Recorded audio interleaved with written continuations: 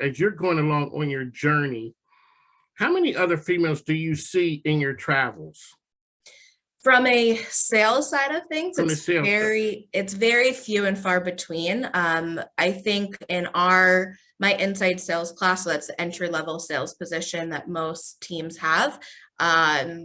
Probably, I think I was fortunate. Maybe we had 6 females in that class out of a class of 15, so it was a pretty good sort of draw. But a lot of them end up moving to service or events. Probably 2 end up staying in sales. And so I think a lot of times sales can really scare females away because they do have to be dominant. We do have to sort of put our foot down and relate to the customer, but also give a recommendation. I think a lot of times we really want to be sort of that warm, nurturing side of things, which, society makes us kind of feel like we need to be. And with sales, it's hard to sort of bring those two together and can scare females away.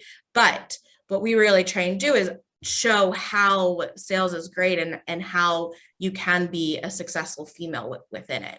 But it's really hard as you kind of get, at least on the sports side of things, I've seen women may start in the entry level position, but end up moving to different avenues within the industry after their first year to 2 years. Well, I guess one of the things that happens is that, and that sales across the board, is there's clearly a dominant attitude that has to go with sales. It's a scorecard at the end of the day, just like the game, where some of the other service industries are kind of, it's not as clear cut as it is from a sales standpoint. Let's talk about from the sales standpoint, because you guys are out in the community too as well, because that plays a big part. And this is a community business show. Mike King, Rachel Shor is here with us from the New York Islanders. Let's talk about the commitment of sales and the interaction with the community. Yeah, so we're in the community pretty much every day. I mean, I have sales reps talking with youth hockey teams, with fire departments, police departments, charities. And the biggest thing is, how can we bring their sort of organization with the Islanders?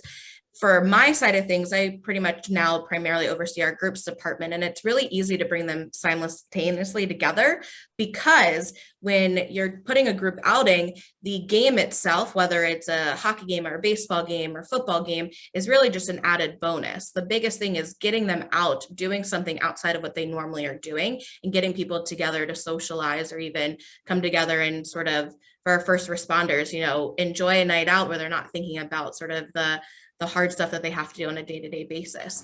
And so even with our youth hockey team, it's how can we switch things up? So we'll have teams come play on the ice for 2 to 3 minutes in between intermissions.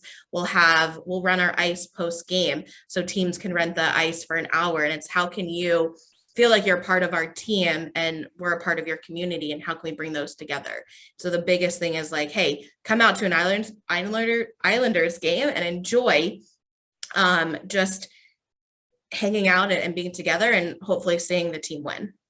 Right. Okay. Mike King, Rachel Shor is here with us. You're in a crowded New York sports market. The Islanders are out on the island, but you've always had, and even when I lived in New York, you've always had your own identity.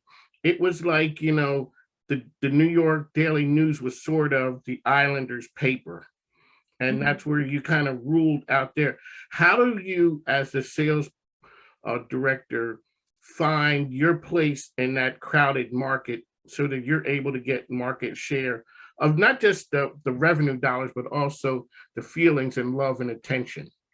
Yeah, I think a lot of people forget that Long Island itself has 7 to 8 million people on it. Yes. So we as much as we are trying to get the New York market and other boroughs out there to the island, we can really say, all right, we are a local team. We can lean on our local fans and not have to sort of branch out. With that being said, yes, New York has a lot of really great teams and a lot of teams in the area, but we're not competing against each other. At the end of the day, people are going to choose to come to an arena because of the experience that you give. And so what we really try and do is we built a brand new arena